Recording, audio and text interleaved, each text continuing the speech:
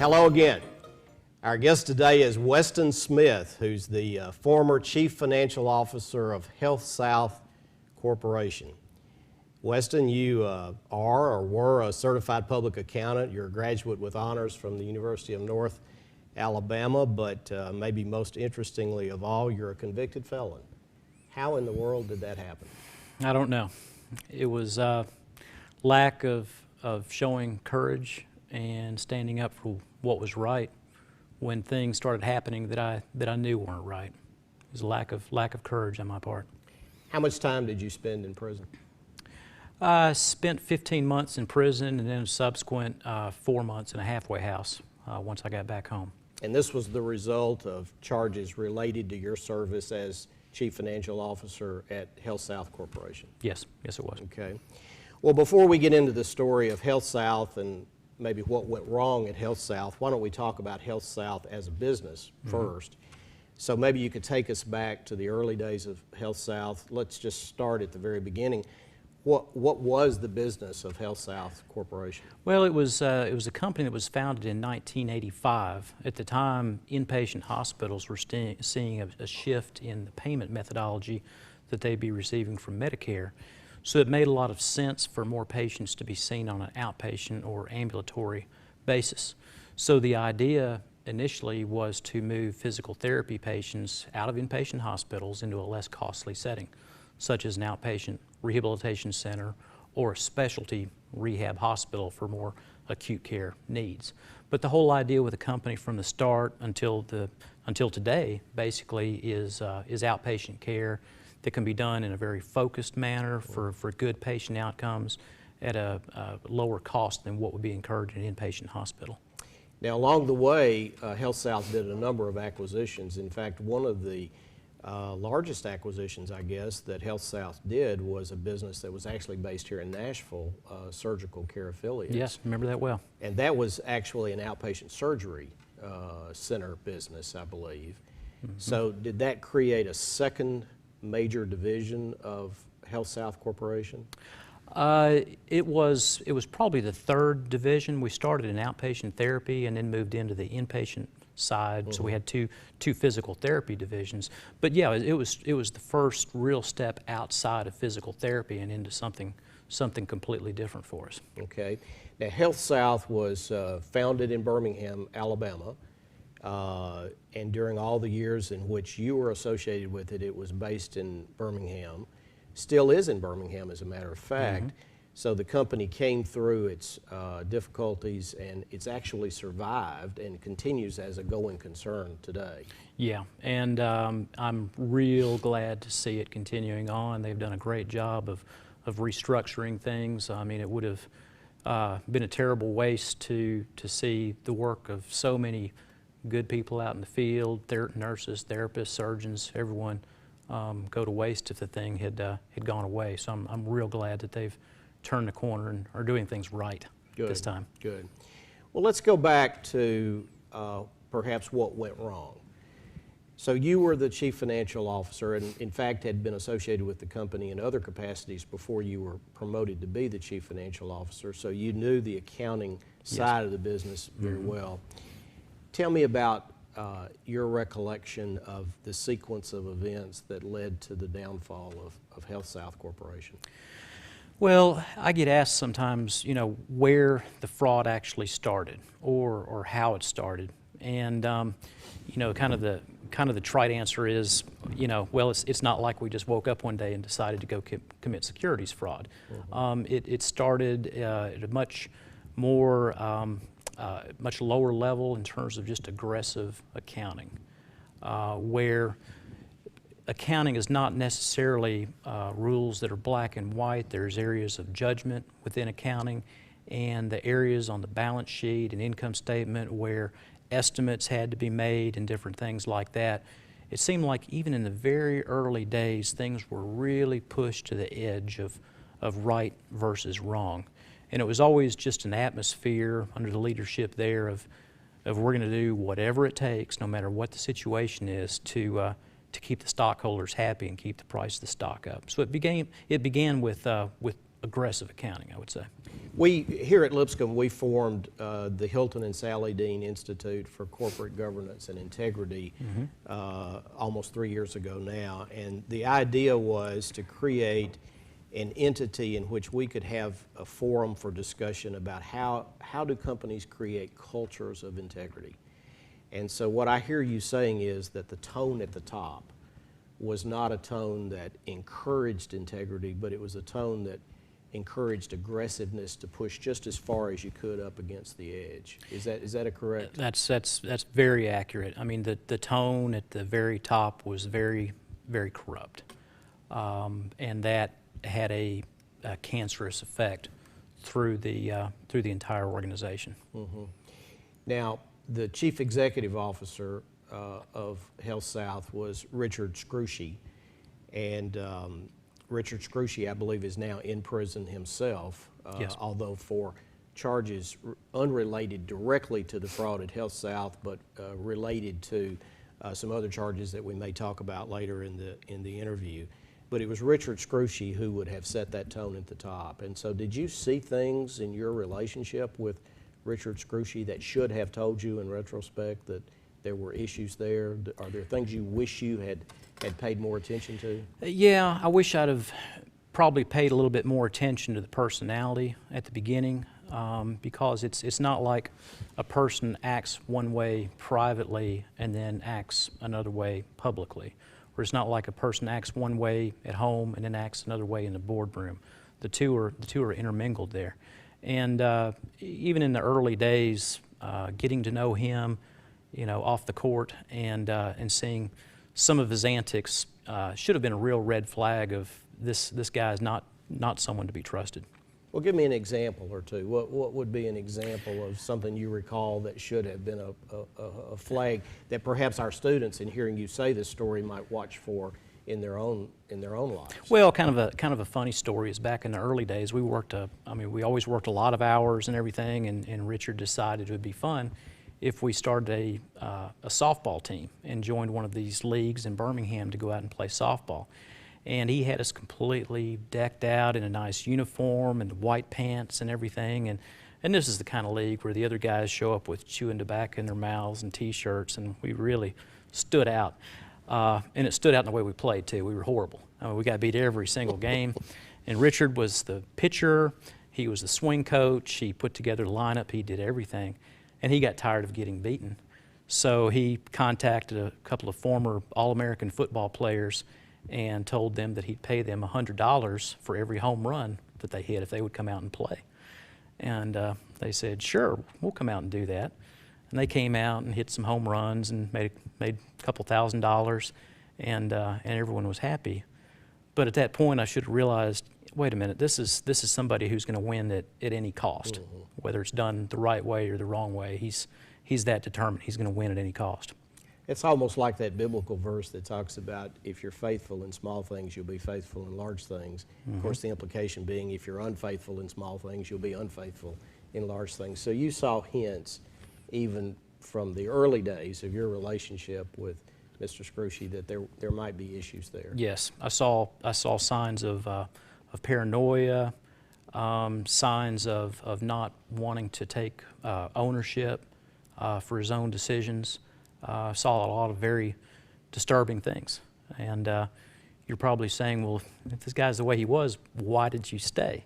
Sorry, I'm asking questions for you. That's all right. But it was also a part of a small company that really was a good idea at a good time. And I was interested in being a part of that, and being part of a successful company and watching the growth.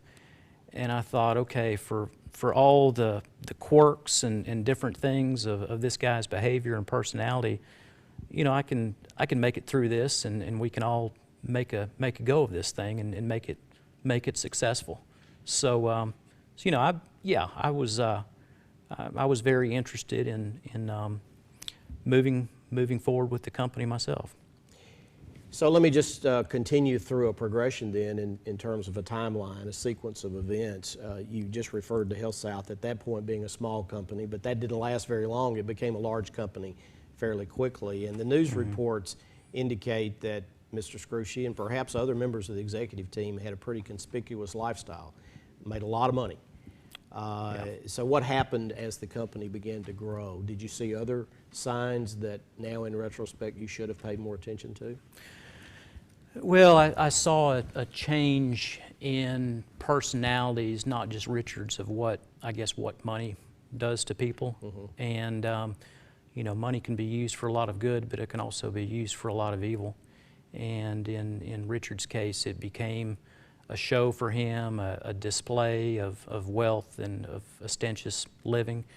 But it wasn't just limited to him. I mean, a lot of people made a lot of money. I saw a lot of broken marriages in that time, including my own. I saw the effects on people's kids and their families of not being able to handle the kind of money that people were enjoying. So I saw a lot of really destructive things come out of what the world calls success. Now, many of the issues that later came to be called fraud really were driven by the desire to make earnings equal what the street expected the earnings to be, which is a common challenge to virtually every public company. So tell me about some of the episodes you remember when the dilemma faced the management team of how to make earnings. How did you do that, or how did you commit fraud even at the time you may not have thought it was fraud? Well, early on, it was very aggressive accounting in terms of the areas of estimates and things, and say the reserves on some of the receivable accounts. We began lightening up those reserves and taking what was bled off of that into earnings. Also through acquisitions of other companies, because we were growing so much, we basically built what we called SOCs, where we would be very conservative on the accounting for those companies that we brought in, and then those SOCs were then bled out over time to help the earnings of the company. Many people refer to that as managing earnings or buying earnings. We were doing all those things, very aggressive, getting into the fraudulent areas of accounting where it was anticipated of what the uses of those SOCs would be ahead of time. That kind of paved its way into a slippery slope that only grew worse over time. So were there instances, as you think back over conversations and meetings that occurred over time, emails that were exchanged, where there was a conscious decision made, we're going to cheat? Or was it always just a matter of how far can we push this? It became a conscious effort of, yeah, we're gonna cheat. There was a small group of people who got together who actually performed the accounting itself, and in that group we would determine what the whole was, what Wall Street expectations were here, and what reality was somewhere down here. You know, the difference became the hole that we identified, and then the fraud itself was what was called the dirt to fill in the hole, whether it be on the balance sheet or income statement, exactly what had to be misstated to continue the fraud. Now, there was just one small difficulty here, and that was that there should have been some auditors somewhere. You were a public company, and so you had to release audited financial statements. Why did they not figure this out? I think a lot of it was they just weren't shown things. A lot of things were hidden from them, and a lot of things were very deadline oriented. They would know that we had to do an earnings release, say on February 15th, and they would be flooded with documents 2 nights before, and they would work 24 hours a day to complete the audit. They weren't granted access to a lot of things. They were never given access to the actual computer system. They couldn't go in and type and do an inquiry of their own on certain accounts. They would be given, say, an Excel spreadsheet in which the numbers had already been modified, or they'd be given other documents in which the fraud was hidden and so forth. But they were never actually able to just sit down and do good old-fashioned accounting and do the inquiries themselves and really dig into the problem itself. Were they remiss in not asking for access to those computer systems under the rules of auditing and accounting? Were they remiss? I think they were. I think they were probably sloppy, but at the same time, I don't want to really say anything disparaging about them because we were lying to them. It was the management team that the committed management, the fraud. yeah, the management team. You know, we were committing the fraud. We were working in collusion, which most audit techniques aren't designed to really detect collusion amongst the people in management. But I mean, it was a coordinated effort from the top down of the company to basically hide things from the auditors and trick them into signing off on the financial statements. What blew it all up? What blew it all up in terms of it coming to light, the fraud, I had finally just had enough. And You personally had had enough. I had had enough. So were you the whistleblower? Yeah, I was a whistleblower. I was the first person to contact the government and come forward and tell them what was going on. That must have been a traumatic experience. Tell me about it. Well, I through an attorney contacted the U.S. Attorney's Office in Birmingham, and a covert meeting was set up at the Galleria Mall in Birmingham. It's a massive mall with an office tower on one side and a motel on the other with the mall in between. And I was told to park on the opposite side of the office tower and take a serpentine route through the mall, looking over my shoulder, making sure that I wasn't being followed by anyone, before going into the Galleria and going to a specified room where I met U.S. attorneys folks and FBI officials. But that night, I revealed basically everything that I could think of, and I knew I was in a lot of trouble. I didn't go in under the pretense of, you're a whistleblower, we're going to take care of you. I knew I was in trouble. The only thing they said to me was, look, tell the truth, be honest with us, and we will pass that along to the sentencing judge that you cooperated and were honest with us. So I was scared to death. I was literally scared to death. I'll bet. But at the same time, when I left that night, I just felt able to breathe for the first time in years. I felt like this huge boulder had been lifted off my back, and finally, for the first time in years, you know, it was about telling the truth and being honest and not lying anymore, because I'd been living a lie for all those years. And Weston, one thing we haven't done in this conversation is to establish time periods here with specificity. So what was the date, at least in terms of the year, in which this conversation with the attorney's office took place? That was in 2003. 2003. Now my recollection is that Sarbanes-Oxley Act came into being in 2002. Yes. And it was designed to prevent this very type of thing. So how did it not prevent the fraud at Healthsouth? Well, in many ways, Sarbanes-Oxley was a cold slap in the face to me of, Weston, what are you doing? This thing has gotten way out of control. You're in so deep. And to me, it was a wake-up call of, wait a minute, this has got to stop. When Sarbanes-Oxley came out, I made all kinds of threats to Richard and the COO of the company that I wasn't going to sign the Sarbanes-Oxley, and I was threatened in different ways, and basically was coerced into signing the Sarbanes-Oxley, which was just another lie in the scheme of things. But to me, I mean, it was the wake-up call that finally brought me to action. Yes, I did cave once again and sign the Sarbanes-Oxley, but within the months following that, when I saw Scrushy's ultimate response of how he dealt with shareholder lawsuits and the stock being down and the fact that he just wanted to start committing the fraud all over again, at that point I thought, you know, enough. I'm just not going to sit back this time and watch this thing take off again. And that's when I made the call and decided to come forward. So when you did come forward, I assume that ended your employment with the company. Yes, yes. And what happened after that? Did you go to trial? Were you charged by the government with criminal conduct? Yes, I was charged with criminal conduct. That came down, I guess, about 3 weeks after I brought the information to the government. I was officially charged.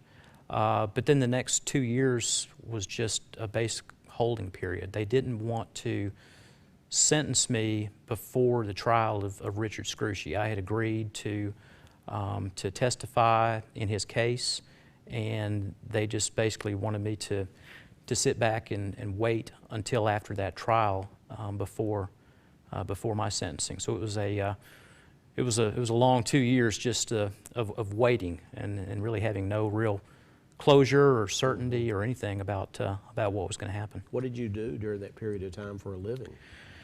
I started working for a CPA in Birmingham, doing tax returns. I did that during tax season. I did a little bit of everything. I did some delivery type work.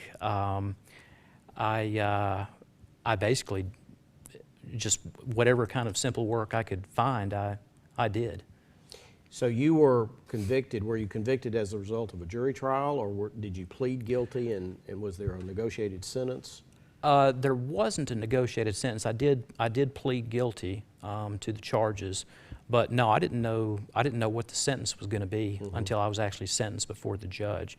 I mean, the U.S. Attorney's Office can make recommendations on what an appropriate sentence is in their eyes, but it's basically up to the judge of what the punishment is going to be ferreted out. And you spent 14 months, I believe, in federal prison. I think you said at the beginning of the interview. So what do you do today? Now I'm working with a small startup group, trying to make that a successful company. I'm enjoying. I mean, it's good, solid Christian folks I'm working with, and I'm really enjoying the detail of a startup business. I mean, I'm involved in every aspect, not just financial, but web design and writing things, and I mean, I get to do a little bit of everything, but it's a small little group of people. We're enjoying it and hoping to make a go of it. I noticed when you began to describe that, there was a twinkle that came to your eye. You're enjoying life more now than you used to. Oh, absolutely. I can tell that. Absolutely. It's real. It's not a lie. You feel the load taken Absolutely. off your back. It's what life should be. Very real. Now, you came to Lipscomb to talk to our students about these experiences, and so you're very humble about that and very transparent about that. Thank you, by the way, for coming to Lipscomb. Well, thank you for having me. Your honesty. Do you talk to other students? Is that part of what you're seeking to do with your life now? I do. I speak probably 4, maybe 5 times a semester at different universities and colleges, and I've speak to some business groups also, but I really have a passion for speaking to the students because in many ways I feel like I was in college a year ago, and I can still remember the thoughts that I had when I was in college, and never in 1,000 years back then would I have dreamed of having become involved in a fraud or anything like that, or having a criminal record or anything. So to me, it's just an opportunity where I can talk to students and say, look, I screwed up big time. Don't let it happen to you. And here's the red flags you need to watch for, and be ready to say no. And another point I make lots of times, and I hate to say this in the business world, but in many instances, it's not a question of if you're going to be asked to come into something, it's just a question of when. And my message to them is being ready, being prepared, and just having the courage, unlike me, having the courage to stand up early on and saying, no, I'm just not going to go there, at the risk of them possibly losing their job or different things like that. I really want to preach to them of the importance of just staying on the straight and narrow and doing the right thing. You made the comment to the students when you were speaking earlier today that it was just that first step across that proverbial line that really got you. Right. And it was easy to step back maybe the first time, but the second time you stepped across the line, it was a little bit more difficult to define the line, and it got more and more difficult. I guess that's another way of saying slippery slope. I think you used that expression. That's right. A few minutes ago. So as you look at your experience now at this point in your life, what advice would you give the rest of us? What advice would you give the students to avoid what you've gone through? To never step over the line to begin with. Probably if I had to just put it in a few words, I would say, no job is worth a career. No job is worth destroying how people view you and the loss in character that comes with something like this. It's just, it's not worth it. My plea to them is, show character, show ethics, show integrity in everything that they do. And if you aren't that type of person, if you're a risk-taking type of person, a person who lives on the edge, don't get into the business world. The business world, we should be the gatekeepers. Mm-hmm. We should be the people who stand there and say, yes and no, and make the hard decisions at times. And if I have to tell someone, don't put yourself there, I'll say that to them. Now, we've only got another minute or two, but let me just close with this question. We probably have some CEOs and CFOs who will watch our program today. Is it possible for them to create a culture of integrity, and if so, how do they do that? I think it is, because in so many ways, it is the tone at the top that sets what the rest of the organization is doing. If people see an aggressive attitude by the leaders at the top, everyone else is going to have an aggressive attitude. If the tone at the top is, we're going to make earnings at whatever cost, well, people are going to go to whatever cost to go along, because human nature is to want to go along, to want to fit in, to want to move up, mm-hmm. to be a team player. All those things that on the surface, being a team player and being a company man are good, but at the same time can be extremely treacherous.